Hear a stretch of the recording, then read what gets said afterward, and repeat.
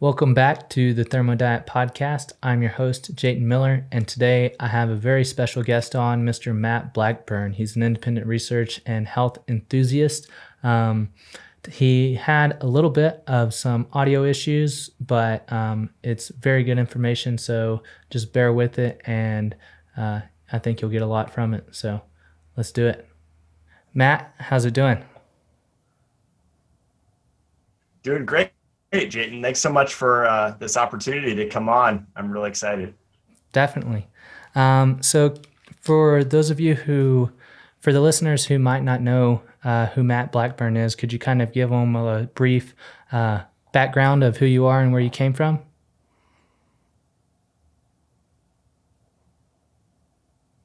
Yeah, definitely. So I don't have letters after my name, PhD or doctorate or any of that stuff.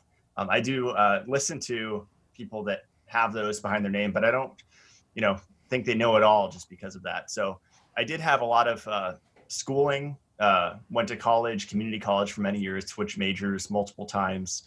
And I ended up figuring out that I wasn't going to learn in school what I wanted to know because they don't teach it.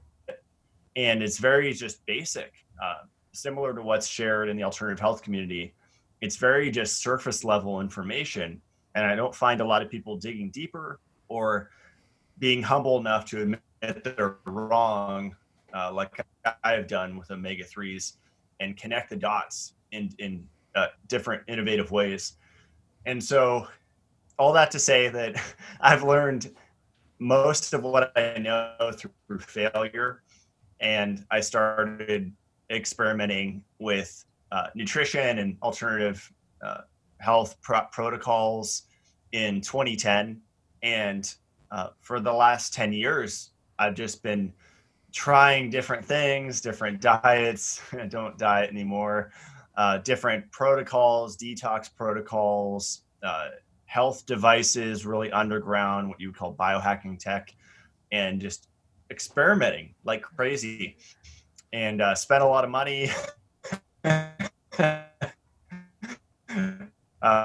waste a lot of money, but I did today, and I've come to this really grounded perspective, I think, of health, which is not really about restriction, because I went down that path as far as you can go with restricting, whether it be fats or restricting carbs or restricting protein. I did it all. I even restricted food, and I was a liquidarian for a while. And I've found what works and what works for most people. And there is a level of bio-individuality, but it's mostly we're all on the same planet. And so we're all exposed to the same toxicity. And so in that sense, everybody has the same protocol, so to speak.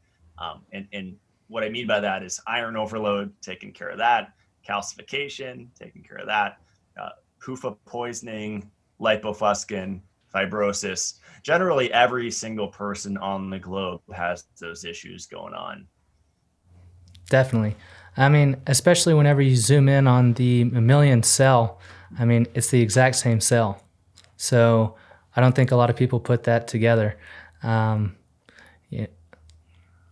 But so one of the topics that I'd really like to talk to you about is lipofuscin specifically, because you're the first one that I actually listened to that talked about that, and then I started to dig around in the other kind of resources that are out there. But you put it in a very good way. So can you kind of tell us what lipofuscin is? Yeah, so lipofuscin is a yellow-brown pigment. It contains mostly lipids, or lipid residues, so fat residues, oxidized fat residues specifically, but also proteins. And so what's interesting about that, there's no carbohydrates, like sugar's the devil, carbs the devil. There's no carbohydrate or sugar aspect to lipofuscin. It's oxidized proteins and fats complex together, with some metals. You have some aluminum in there. You have a lot of iron in there, which is a major component. even have excess estrogen in there, which is increased by PUFAs and eating pure protein diet, like a carnivore diet.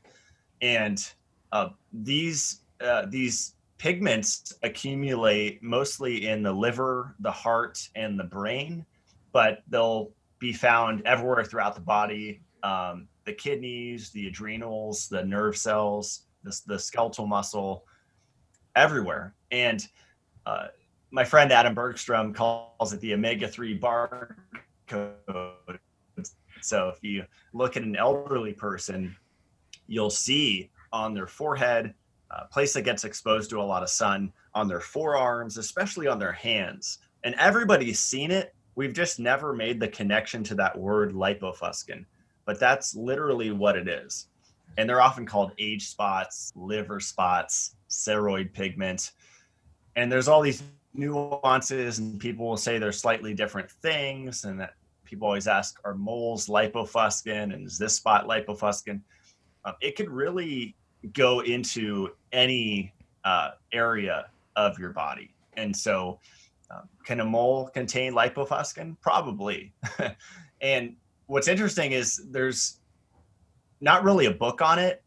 And so it's kind of fun to research something like that, because, it's not like calcification there have been books about, or scar tissue.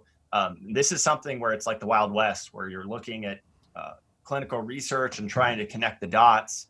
And in a lot of books, Dirk Pearson and Sandy Shaw, their book Life Extension, I believe came out in the 80s. It's a really thick book. A lot of info in there that I don't agree with, but there's a really great section on PUFAs or omega-3s. And they do talk about lipofuscin to a small degree. And a lot of these older books, these older health books, are where the info can be found. And all the books I've read on vitamin E, they'll mention that vitamin E prevents the formation, or even reverses possibly, these age spots. And so there's always a vitamin E connection in every vitamin E book I've read. They're going to specifically say age spots somewhere in that book and say vitamin E helps to prevent it or reverse it. So the info is out there. It's just really spread out. And if you Google lipofuscin, Google's not your friend. It's called search engine optimization. It's really hard to figure out what's the cause, because according to Google, omega-3s are the savior. But there's kind of a money trail you have to follow there with fish oil and krill oil and algae oil and seal oil and squid oil. There's so many. Cod liver oil is the big money maker. And if you follow the trail enough, you see that, hey, wait, it's called lipid peroxidation. And these PUFAs break down in the process of lipid peroxidation and oxidize in a tropical body where 98.6, unless you're fasting and you're colder, but the average human is 98.6 degrees Fahrenheit. And when you ingest these supplements, not to mention canola oil and some, but nobody's talking about the bigger problem, which is all the omega-3 supplements that were bought and sold to us, and those accumulated in our tissues and broke down and complexed with iron and estrogen, aluminum, and all these other things to make lipofuscin. So I really focus in on the omega-3 supplements as a primary cause. Also a heavy seafood diet, which is touted, another thing that people don't touch those because it's too controversial. A pescatarian diet and omega-3 supplements. I speak out against both of those because it's not just seed oils. I would say that's actually the third. It's not as harmful as a pescatarian diet and omega-3 supplements, because I've seen people going out in the sun, unmitigated sun exposure. I was there, just cold baths, noonday sun, unlimited sun, just the more the better, while eating cold water seafood every single day. And cold water fish have more polyunsaturated fatty acids, or PUFAs, than warm water fish. And so to me, cold water seafood diet, aka a pescatarian diet, is equivalent to supplementing high dose omega-3 supplements, or high dosing canola oil. And that's highly controversial, but I think the proof's in the pudding, the proof's in the skin, and the proof's in the forehead and the forearms and the hands. And you see it. You go on an airplane, it's spot the lipofuscin. Play that game with your friends. It's really fun.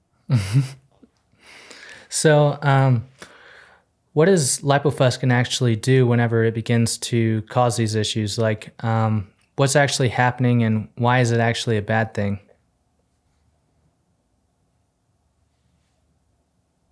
Yeah, great question. So its most damaging effect is that it accumulates in the lysosome of the cell. And the lysosome is pretty much the recycling center of the cell. And so it digests junk or things that the cell doesn't need anymore, oxidized fats, proteins, and it's supposed to remove it. And in the alternative health community, you have this word that's been trending, I believe, for the last decade, and it's just grown in popularity. Everyone knows it, even if they're just kind of surface level into health. It's autophagy.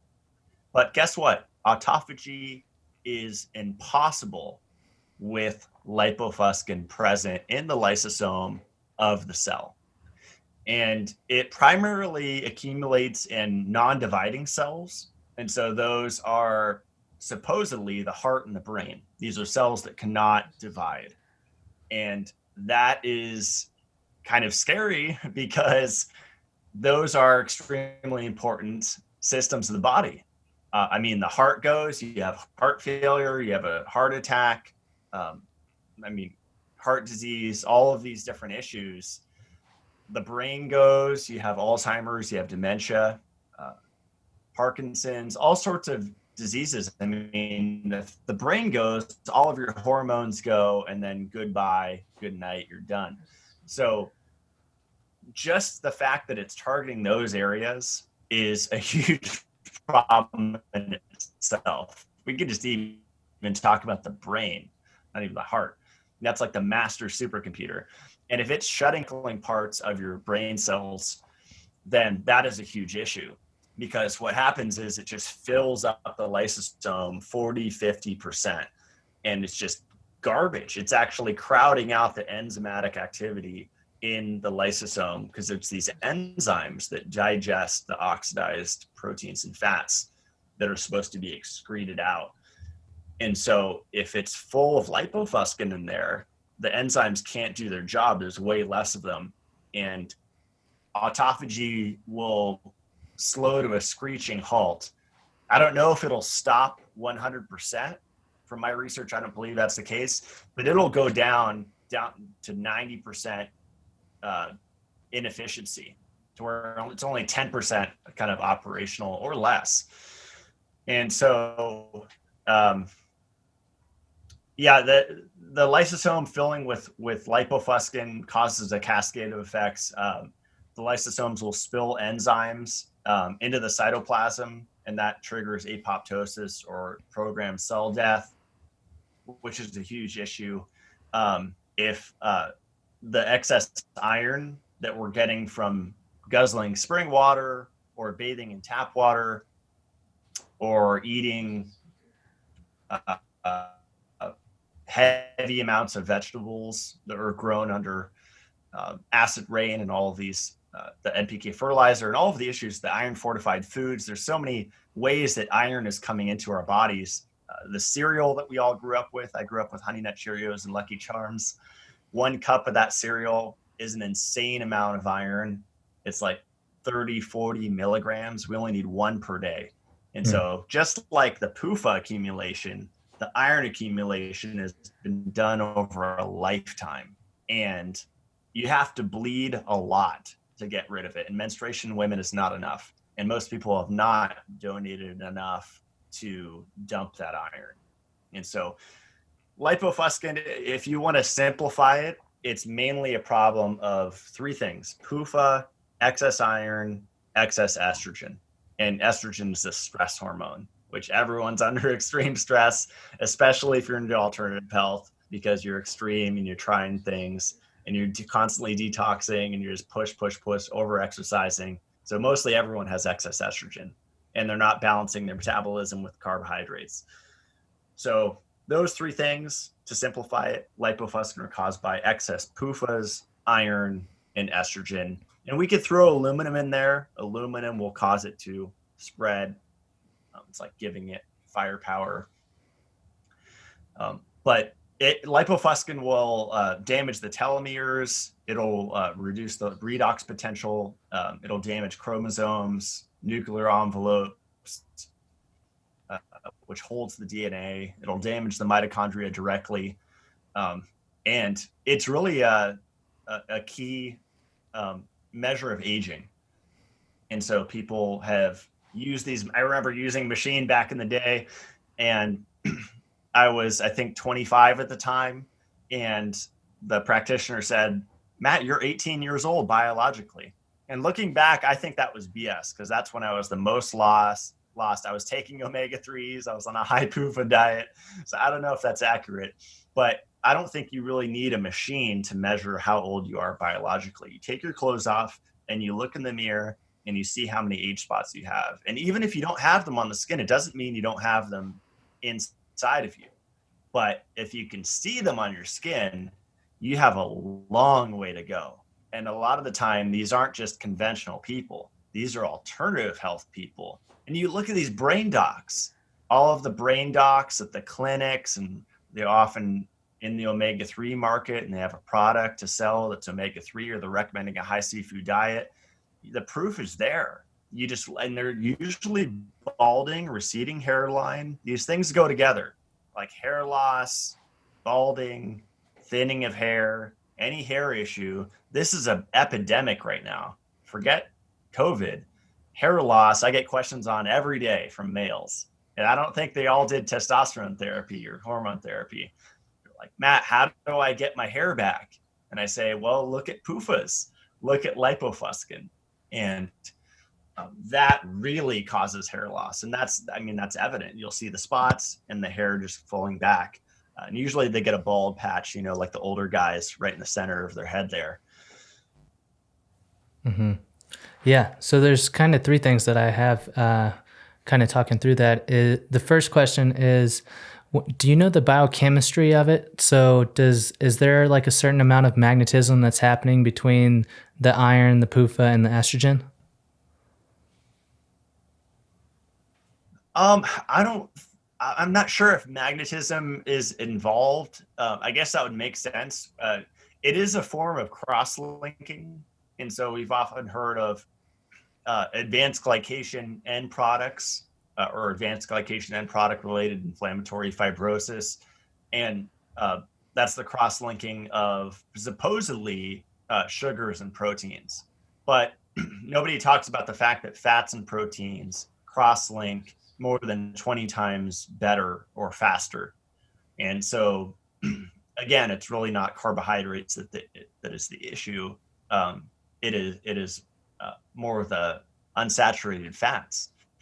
And so, yeah, the exact biochemistry of how they cross-link, I would imagine there is some electromagnetic property that draws them together.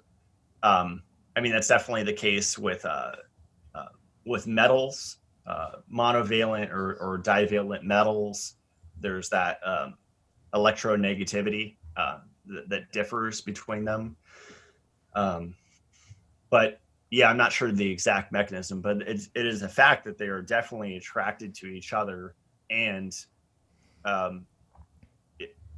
iron and estrogen will actually cause it to spread, or aluminum, which is in like melted cheese. It's in pretty much all the food that we eat when we go out. You just have to assume that you're getting some aluminum dosed. And I don't worry about it. My solution for aluminum is shilajit and magnesium bicarbonate. And I sleep on magnets, 20 Gauss Magnetico, and I don't sweat it. I know the aluminum's just going to go right through me. And so for me, it's about mitigating, not avoiding. But definitely limiting or completely avoiding omega-3 supplements, that's easy.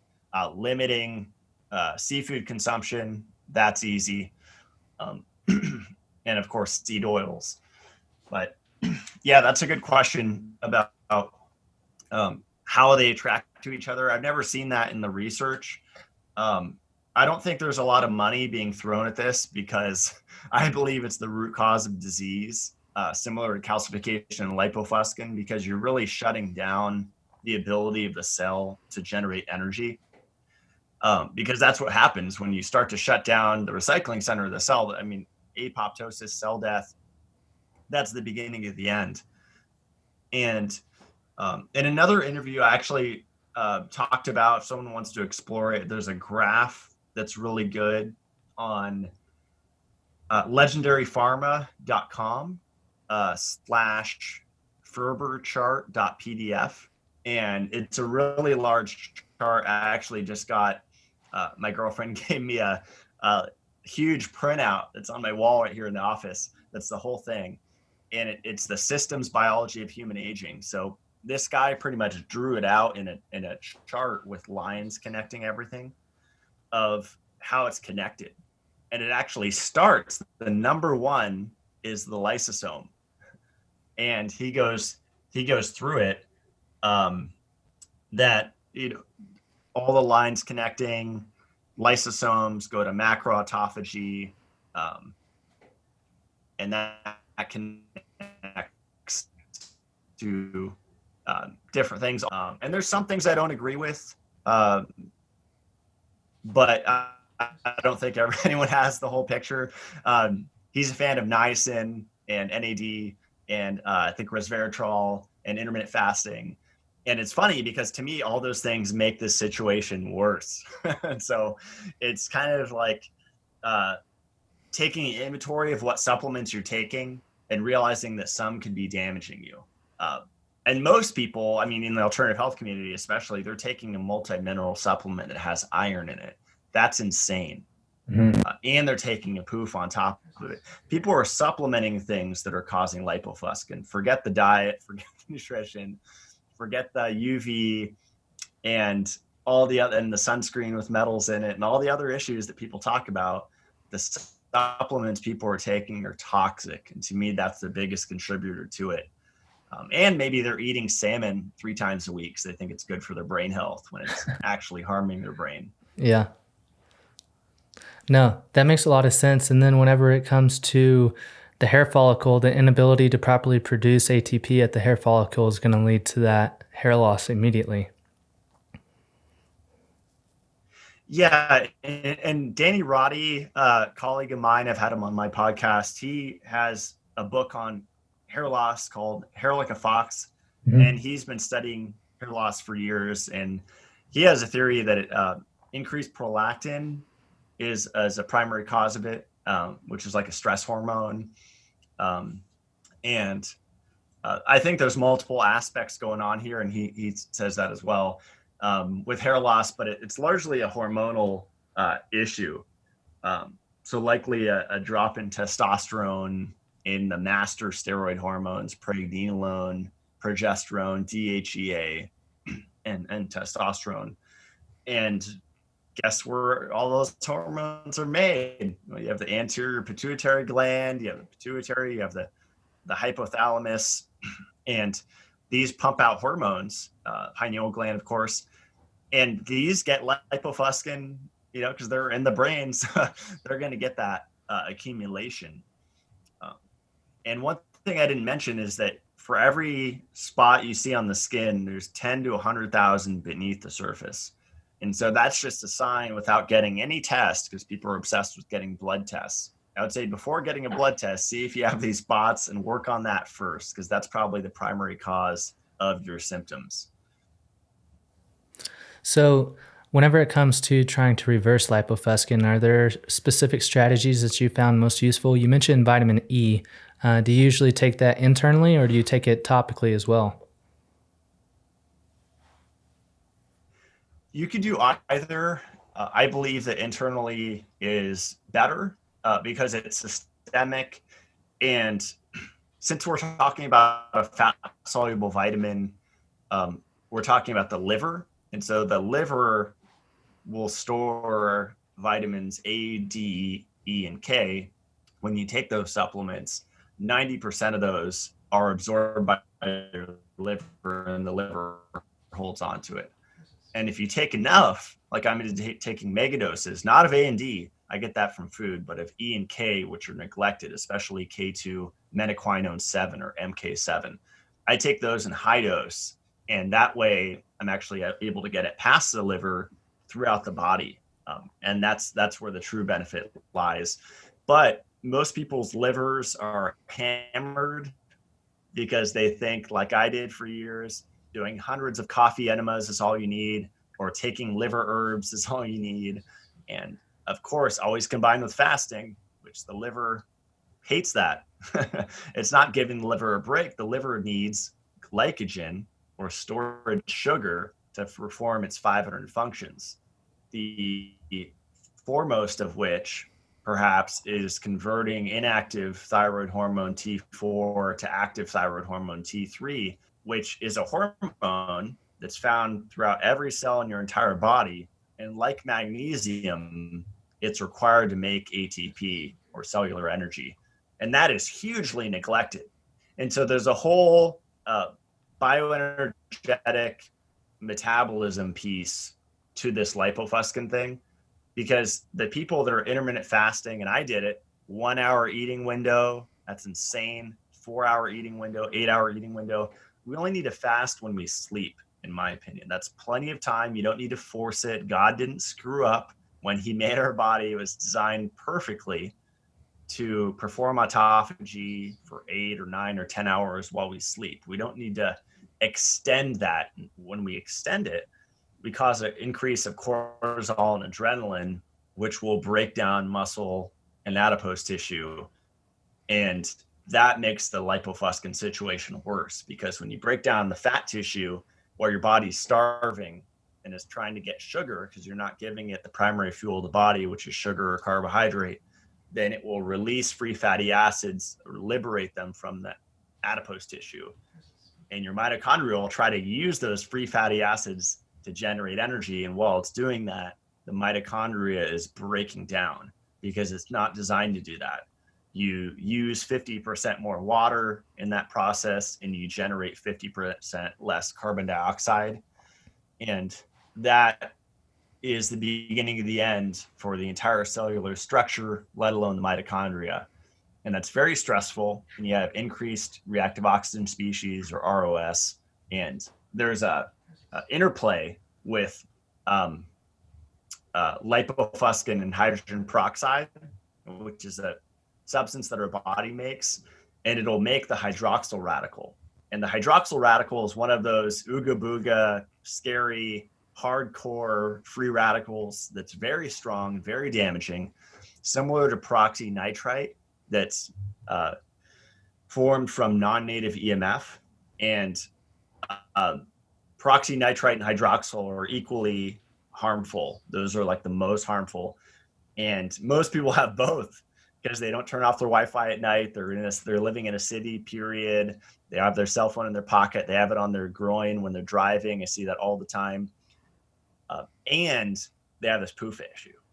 So if you have the hydroxyl radical and peroxynitrite, you're done. Of course you have graying of hair. Of course you're accelerated aging. Of course you're always tired. Of course you have brain fog. Of course your memory sucks because you're constantly inflamed at this deep cellular level. And that's another huge issue. And the hydroxyl radical will actually perpetuate the lipofuscin formation. So that's how a lot of these things work that I've researched, like lipopolysaccharide endotoxin in the gut. This the substance, this gram-negative bacteria kicks out, this lipopolysaccharide that's highly inflammatory and that can cause septic shock if it gets past the intestinal tract into the blood. It's like a lot of these things in the body have a self-perpetuating thing to them. Lipofuscin is no different. And so it will cause things that keep it moving. And so you really have to throw a wrench in the system and stop it from moving forward. And going back to your question, yes, vitamin E is a part of that. And it's tricky because since I sell the supplement, I wasn't selling it for a year while I was talking about this, People will say, oh, you're just trying to sell your supplement. That's why you're talking about this. It's the only reason. Well, number one, people have to make a living because you have to make money. So that's one thing. But two, buy whatever vitamin E you want. I always say that in every single podcast I do, and even consults, especially people that are overseas that aren't in the States that can't get MitoLife.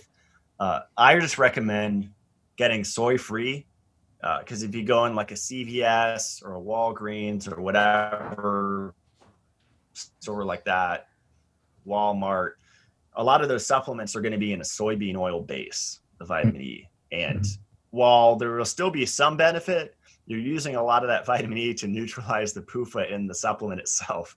And so a step up from that would be like sunflower oil base. And a step up from that, which is mine, is MCT oil, which is PUFA-free refined coconut oil. So coconut oil has some PUFAs, MCT has no PUFAs. So it's a PUFA-free vitamin E. So all of it's going to support your system. I've also heard other things, paracetam, which I've experimented with tons of nootropics in the past. I don't go that crazy anymore. Centrophenoxine has been talked about, ginkgo biloba, just a lot of general like brain supporting herbs. I'm a big fan of Ayurvedic herbs, Chinese herbs. I'll frequently take koshu wu, different ginsengs, American, Siberian. I'll take Schizandra, goji, tons of medicinal mushrooms. I believe there was a study on lion's mane against lipofuscin. But I think the key point here is don't just start shoving these supplements in. It's stopping all of the things that are causing it first and then adding these. So these are more advanced things. I would say the most practical one is vitamin E, because I have a study on the MitoLife site showing that PUFAs increase your nutritional requirements for vitamin E by 6 times. So if you look at PubMed, vitamin E, PUFAs, there's a bunch of studies, and people have never realized the relationship between these two. God put vitamin E with PUFAs in seafood, in nuts and seeds, in eggs, in grass-fed beef, wherever you have polyunsaturated fats, and that's DHA, EPA, or ALA. Those are highly unsaturated fats, which are the worst. Omega-3s are actually more harmful than omega-6s. But that's a whole other story. Omega-3s really contribute to lipofuscin way more than omega-6s do. And so that's another thing that people need to kind of wrap their mind around. But just like nature, God put calcium and vitamin D and vitamin A together, aka milk, aka butter, cheese. These nutrients are always together. They're not in isolation. And with vitamin E, it's usually with the PUFAs, or it's always with the PUFAs. And so what my idea is with supplementing vitamin E, especially high dose, is to counteract a lifetime of PUFA intake. And what you're doing there is you're actually tipping the scales, and the vitamin E is accumulating mostly in your liver. And when your liver is good and its 500 functions can start to function again, you're going to be feeling better systemically. You're going to get countless unknown benefits. I mean, it gets interesting when people ask these questions, just very specific questions. Like, I have this issue. What do you think it's caused by? It could be caused by anything.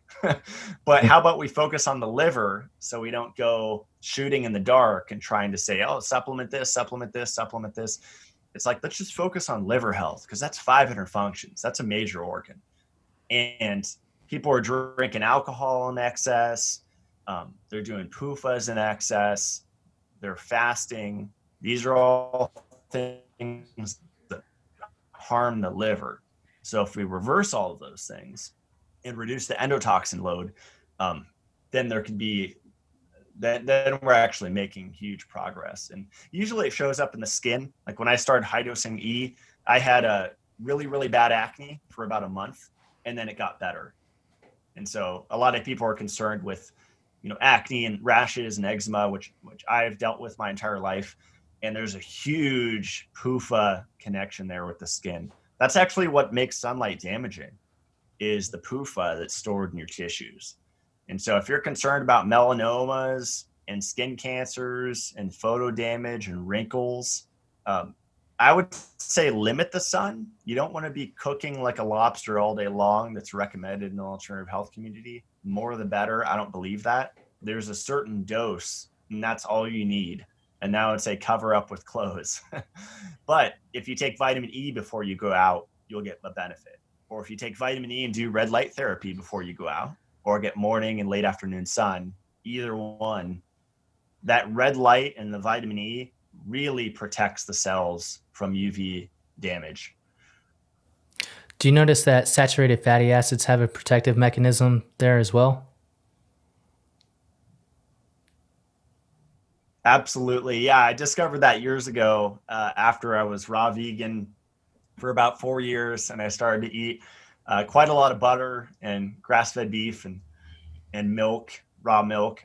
And I would do these things and then go out in the sun, and especially with some fruit, which I believe is protective as well. And I definitely noticed that I took it to the extreme. I mean, I was sunbathing at solar noon, like religiously in my ice bath at 55 degrees Fahrenheit, grounded, naked. Like I would do that like 5 days a week for almost a year. And I'm white as white, and I never burned. And that was pretty cool. But unfortunately, I was taking about 2 to 5 grams of supplemental DHA that whole time. And so I had a lot of damage to reverse once I learned this information, because I was the poster boy for omega-3s. And I looked at the literature. I said, how could 20,000 clinical published studies be wrong? You know, there's tons of studies. I think there's a little more on aspirin. There's tons of studies on nitric oxide for 20,000. Nitric oxide is questionable as far as the benefits that people say. And just because something has 20K plus clinical published studies on it, I don't care if they're double blind, I don't care whatever, follow the money trail. And it doesn't mean that it's necessarily healthy for you. And this is where people, I think, get that authority kind of mindset where it's like, oh, yeah, I'm going against 20,000 studies. That's scary. You know, my wife's doc said that she needs to be on a prenatal. She needs to be taking that omega-3, that folate, that prenatal. And people just get scared, that iron. And this is all information that's so contrary to what's shared, not only in the conventional side, but the alternative side. Because you go to naturopaths, you get an acupuncturist, and they're doing your muscle testing, bioindividuality, HRV. Oh, you're testing positive for omega-3s. Here, take 2 grams a day. That's doing harm. I don't think anyone's going to test positive for omega-3s. That's why I question muscle testing. I mean, there's certain maybe life or death situations where omega-3s can have a benefit because it's so suppressive to the immune system. Similar to iodine. I used to supplement iodine, Lugol's or transdermal iodine. Now I keep a bottle of nascent for one reason only. If there's a nuclear fallout, I'm going to drink the whole bottle, because what that's going to do is shut down my thyroid gland so it doesn't absorb any of that radioactive iodine 131, and I'm protected. Same thing if there's a specific immune condition and you want to shut down your immune response, drink a whole bottle of fish oil. But for 99.9% of the cases, that is not ideal. You should do the long-term work, and that's healing the metabolism, all these things we're talking about. Mm-hmm. Do you notice that aspirin also plays a vital role in helping to eliminate that as well? Because it does have some iron chelating qualities, as well as some anti-estrogen effects. That's a great point. Yeah, anything that helps with iron will help the lipofuscin situation. So that includes Shilajit, which I'm a big fan of. I sell Shilajit tablets. Actually just took 5 before this interview with 2 espresso shots, fresh ground, pristine water, the whole deal. And Shilajit will chelate excess iron. And coffee will inhibit iron absorption. So coffee with a meal that has iron in it, or any meal, or after any meal, is always a good idea. And aspirin, as you mentioned, lowers the absorption of iron, and that will help as well. I'm trying to think of any other those are the main things that I'm aware of, other than just the basic copper, bioavailable copper, which, like vitamin E, PUFA, copper and iron are connected. And so if you have excess iron, which you do, everyone does, whenever you have bioavailable copper from whole food C, so that could be camu camu, acerola, schizandra, or even blueberries or raspberries, ideally on your home, fresh picked. We have huckleberries here. Berries are awesome. Seasonal local fruit is awesome. That vitamin C complex, it's not just ascorbic acid. I would not supplement AA. That's being pushed really heavily right now because that will further deplete copper and make lipofuscin worse. So vitamin C is a whole food complex that has P factor, vitamin P, vitamin K, J, P and J. You have ascorbic acid, and you have copper and rutin. It's a bioflavonoid, and there's a bunch of things in vitamin C. So when you have fruit or bee pollen or honey, honey is a really good source of it. You're getting all of those things. There's also some copper in shilajit. Grass-fed beef liver is an awesome source of copper. And that's really good to focus on. That's why almost everybody benefits from taking beef liver, because although there's iron in it, just like shilajit, the ratio of copper to iron is 30 to 1. And so even though it's in it, there's a lot more copper to counter all of that iron. Blood, and thanks to my mentor, the root cause protocol, is to donate blood quarterly or at least twice a year. And that's a little trickier now with the contract tracing, unfortunately. And so that's a whole aspect of this draconian 1984 time that we're in, that it's harder for people to donate because you'd be tracked and it's all weird. But you can find a mobile phlebotomist, or probably a place that doesn't, test your blood for corona or whatever. But that's the ideal. Donating quarterly, minimum twice a year, bioavailable copper, shilajit, and then you're really protected. And for me, foundational things also include magnesium bicarbonate. So like magnesium bicarbonate, shilajit, vitamin E, beef liver, K27. These are things I usually recommend for every single person, because these are countering things that we're dealing with today. And that's really, for me, the point of supplementation. It's not that we're really filling in missing gaps. It's that we're countering or mitigating contextual stuff that we're dealing with at this point in human history. From the NPK fertilizer that started with Justus von Liebig in the mid 1800s, from the acid rain that caused by the Industrial Revolution, burning fossil fuels and bunker fuel in the ocean, shipping things overseas, sulfuric and nitric, that destroys the microbes in the soil. From the tap water and the chloramine, and putting high levels of ammonia in the soil, and wiping out fungus, and all of the earth cycles are messed up. And so all of the food that we've eaten our entire life has not been optimal. People say, what do you mean? I was raised on a farm. I was raised Amish. I was raised with, I saw the cow get slaughtered and blah, blah, blah. Yeah, but you were drinking well water. You were drinking spring water. You were drinking rainwater. All that's contaminated. And that's the context that people don't get. And I'm here in North Idaho. I've seen people out in the woods. I'm out in the woods, and I see people breaking down. Neighbor has fibromyalgia. People can't bend. They're all stiff. Their memory's going. And I look at what they're doing. I look at what they're drinking.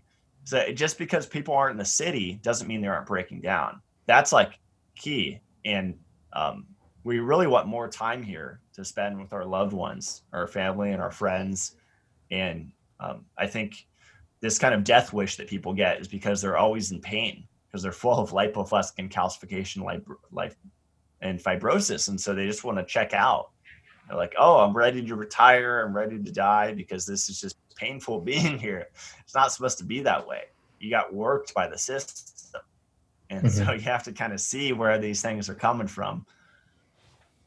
Yeah, definitely. I would also add activated charcoal to that list as well. I think that has some very powerful chelating properties, and tends to help get rid of a lot of the endotoxin and gram-negative bacteria that's in the intestine as well.